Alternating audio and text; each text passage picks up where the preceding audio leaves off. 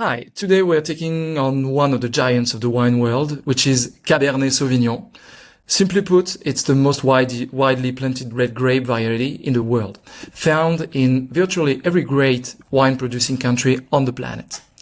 So today, what we'll cover, the typical profile, the key regions, the winemaking, and at the end, a little bonus on the Judgment of Paris, an event that shook the wine world to its core, and even today still bruises French pride to this day, even mine. I'd like to remind you that you can practice for the WSET 2 on the Vino app, which with hundreds of exam-style questions, study cards, and stats to track your progress and ace the exam. So let's go. The Cabernet Sauvignon, what's its style? Usually the wines are dry red with high acidity, high tannins, and a medium to full body. The typical aromas are blackcurrant, especially blackcurrant. You can also find herbaceous notes, such as green bell pepper or even mint. Just a quick tip, for the exam, a useful comparison can be made with the Nebbiolo. Like the Cabernet, it has high tannins, high acidity, and excellent aging potential. But the difference is Nebbiolo tends to be lighter in color, more floral, and more delicate. Where does Cabernet Sauvignon thrive? The Cabernet Sauvignon prefers the moderate to warm climates where it can reach full ripeness.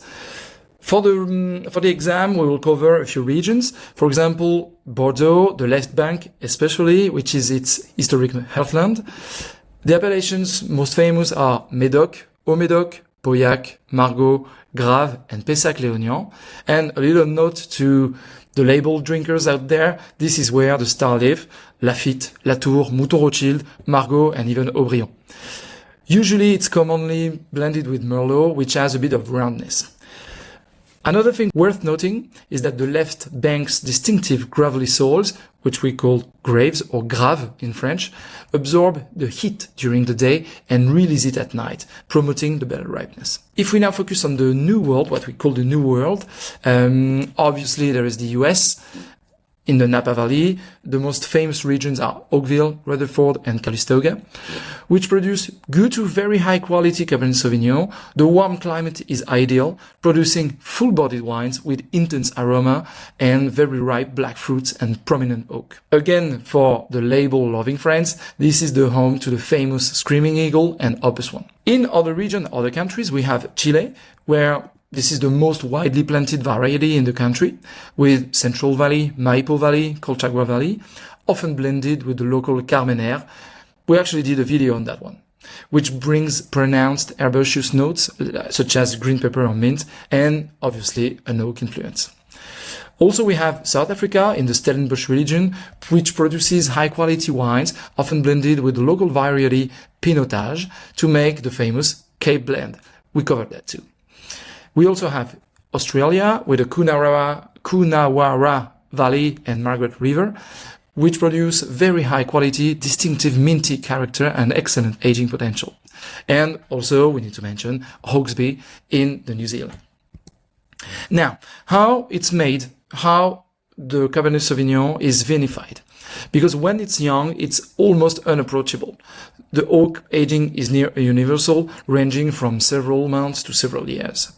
Usually it's blended with Merlot, which softens the tannin and acidity, particularly in the years where the grapes struggle to ripen fully. Actually, those high tannins and high acidity act as natural preservatives and gives Cabernet Sauvignon its outstanding out-aging potential. A little bonus, which actually hurts me, it's the Judgment of Paris, when the California beat Bordeaux. A little piece of history that still stings for the French. In 1976, British wine merchant Stephen Perrier organized a blind tasting in Paris, pitting some of the Bordeaux's greatest wine, including Mouton Rothschild and Haut-Brion, against then unknown Californian wines. The judges, they were all French and among the finest wine experts of the time. The result? Cabernet Sauvignon from Stag's Leap Wine Cellars in the Napa Valley came first, ahead of Bordeaux's most prestigious chateau. It was actually a bombshell in the wine world. The Judgment of Paris changed everything. It proved that the New World wines could compete with, and even outshine, the great French classified growth. Since then, Napa Valley has become a global benchmark for Cabernet Sauvignon, and prices have soared accordingly. Well, that's all for today. Good luck with the exam, and see you soon for the next video.